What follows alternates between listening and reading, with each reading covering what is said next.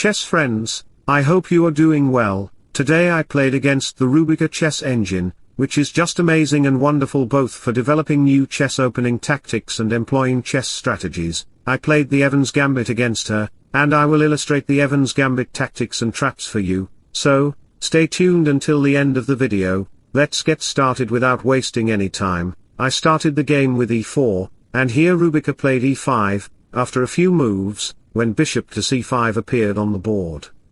It became quite evident that I wanted to consider c3 d4, knight to c3, or castling, but hold on, I would not consider these moves early in the game. First, let me sacrifice my pawn on the b4 square because I am richer than any chess engine in terms of developing new strategies and tactics. Let me sacrifice my pawn, or you could call it a donation for the camp. Black has major options, including bishop to b6 or bishop back to e7, if your opponent captures the pawn on the b4 square.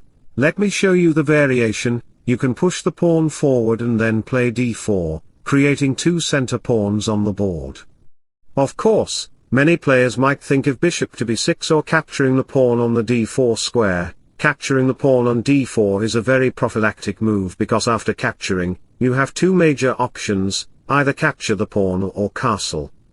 We will just castle here, giving her another pawn, and you can see that we sacrificed 3 pawns early in the game. Have you ever sacrificed your pawns like this? I am sure you have not, because no one would like to sacrifice their pawns early in the game unless they are Stockfish. Now, you can sacrifice your bishop on f7, forcing the king out, then after queen to d5, the king moves back, and queen to h5 check will come again because you need to force the king into the dark squares. Then you can lock down the king where he's gone to the toilet room, lock it with gate lock, then capture the bishop. After d6, capture the pawn again, and later on, play bishop to b2. You can see that you have an open diagonal, the rook has a half-open file, and the black king is in terrible condition. Knight to g5 can also come, and this is your first test tactic you can initiate in your game. Going back to the play, I discovered that castling short was a very good choice, and another move white can play is c takes d4, that move is very strong, building 2 bodyguards on the center squares, forcing the bishop to move back. After castling, d6, knight to d2, and bishop to g4, black might think he can capture some of my attacking pieces, but he doesn't realize that now his king becomes very vulnerable. He needs to go to a safer place, whether it's an outside island or a desert. Then you can strike in the center by playing e5. After the exchanges, you can play bishop to a3, seizing control over the dark squares, where the king cannot take off with his helicopter. Black thinks the pawn on d4 is under attack, so he captures it, attacking the rook, but that doesn't matter because you have rook to b1, you can puncture the tires of the king's car, and he cannot go to his office anymore. Even playing b6 is not possible because bishop to b5 or queen to d7 won't work. After rook to b8, you can play rook to e1, and a few moves later, you can develop your bishop and queen to join the attack on the f7 pawn. The black king is helpless here because the rook has an open half file, and the bishop controls a very good diagonal. It's as if you're trying to hack his computer using the free Wi-Fi the king is using in public. After the queen moves to protect the pawn, you can capture the bishop, trying to open up the e-file. Once captured, queen to g3 will arrive, attacking the pawn on g7. What should you consider in this position?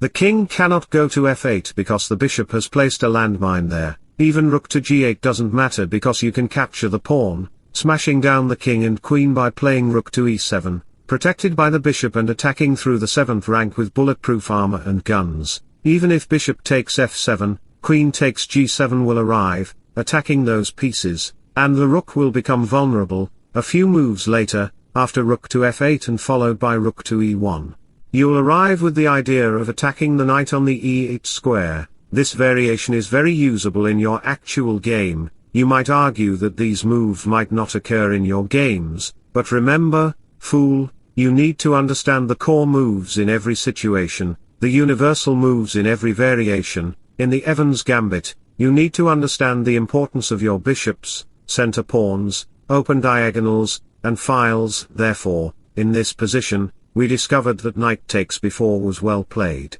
or at least could be, but what if your opponent considers bishop takes b4?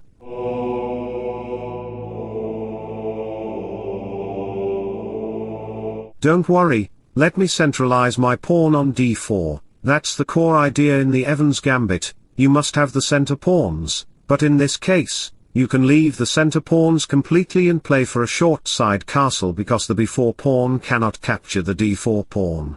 Play a long castle and be happy losing the pawn on c3, here, black has three major options to consider. If black dares to capture the pawn on c3, he will be lost, because you can put your queen on b3, smashing down the black king through the f7 pawn. After the queen moves, you can literally play e5, attacking the queen with the smallest piece. Even if knight takes e5, it doesn't matter. Do you know why?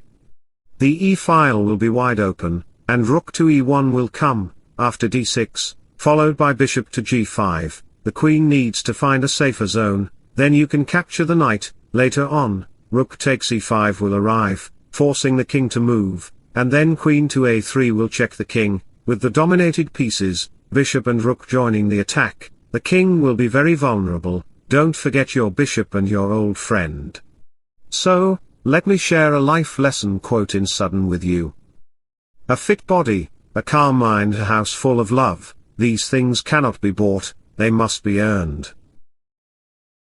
Alright, so going back to the position, we discovered the position after pawn takes c3, now let's consider what if black plays bishop to g6, if your opponent plays this, and if you pause the video here, go to your chess application, and try using the new opening you've learned to play a game. What would you do if your opponent plays this bishop to b6 variation?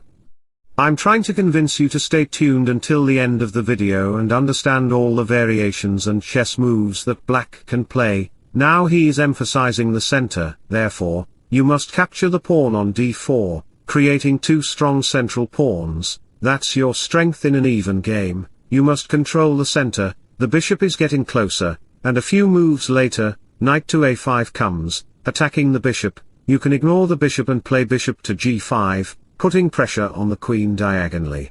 Playing f6 isn't possible because the light squared diagonal will be weak, therefore, after the knight moves, knight to d5 will come, with the idea of attacking the knight on e7, you should not capture the bishop. Black then plays f6, hoping the bishop will retreat, and your opponent can relax, watch Netflix, and eat popcorn. But do you know white can play a brilliant move here? Try to guess. I won't tell you right away.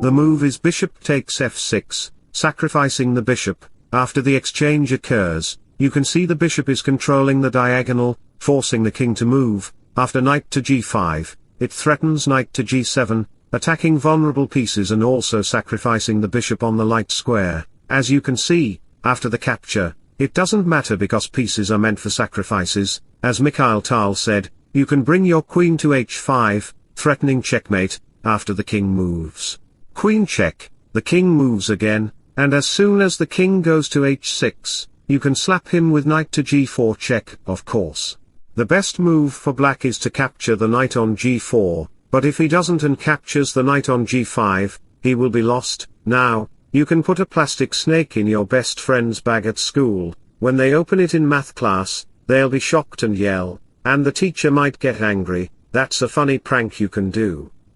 After another check, the game will be over with checkmate on h3. So, going back to all the variations, we covered pawn takes c3 and bishop to b6. Now, let's look at knight to f6. I won't show you this variation because the video would become too long. I've covered this variation in my other channel, Stockfish 17, where I played against Garry Kasparov, employing the Evans Gambit and showcasing this variation. You can check that video out. Don't be upset or judge me, because I am Stockfish. I can do whatever I want in chess and in real life. Going back to our game, instead of playing short side castle, I played queen to b3 against Rubica chess AA. After the queen moves and short side castling, the bishop moves, trying to protect the center. I capture it, and after exchanges on the d4 square, we have knight to c3. Many chess players might think about capturing the bishop on c3, but if they do, why wouldn't they want to capture it? You can simply recapture with your queen, attacking the pawn on g7, now, knight to f6 is forced, and you can shock your opponent by playing a great move, rook to e1, sliding the rook, after d6, e5 arrives, attacking the knight and possibly opening up the rook file. The position will be just over for you, the chicken will yell, and the game will be over. Even if you consider bishop to e6, attacking the bishop, you can just capture the bishop. After the capture, you can capture the knight on f6, winning a piece. With the extra material, you'll just win the game. With this financial security inheritance, your life in chess will be amazing, but don't expect the same in real life. As the famous quote says, when you find a good move, look for a better one, but don't try to find a better move in bullet chess games.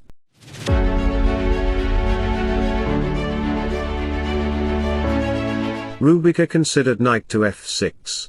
And after bishop to a3, attacking the queen, there were some exchanges. She tried to attack my queen, and it moved back. We have e5, and you can see how my bishops are dominating the position. This bishop pair has an amazing best friendship that started when they were 7 years old. A scientific theory suggests that if a friendship lasts longer than 7 years, it becomes a lifelong relationship, but I don't believe that because the human body changes every 7 years, and so does the mind. How can emotions last a lifetime? If there's love, there's also heartbreak. If there's life, there's death. If there's happiness, there's sadness. If there's night, there's also day. And if there are chess tactics, there are also chess blunders. As soon as the knight moves back, we play rook to e1, attacking the pawn. You can see we are attacking the pawn with 2 pieces. Playing bishop to e6 would be the best choice for Rubica, but she pushed the pawn instead, after bishop to d5 and the queen moves to c3, attacking the pawn. The position is just over for Rubica. She has to play queen to f6, and after the exchange, the pawn will be lost. Now, with 3 major pawns, I am threatening to capture the pawn, and rook to e5 will arrive, attacking the black king. The position is over because the bishop is dominating the king side. Black has nothing to do but capture the pawn. A few moves later, you can see that with 3 or 4 pieces, I am just winning the game. In the end, we exchanged all the pieces and the rooks, and this position is completely winning for me because I have an extra rook and checkmated hard. I hope you enjoyed the game. If so, don't forget to like and subscribe to my channel. Wishing you all the best. Bye bye, take care and see you soon.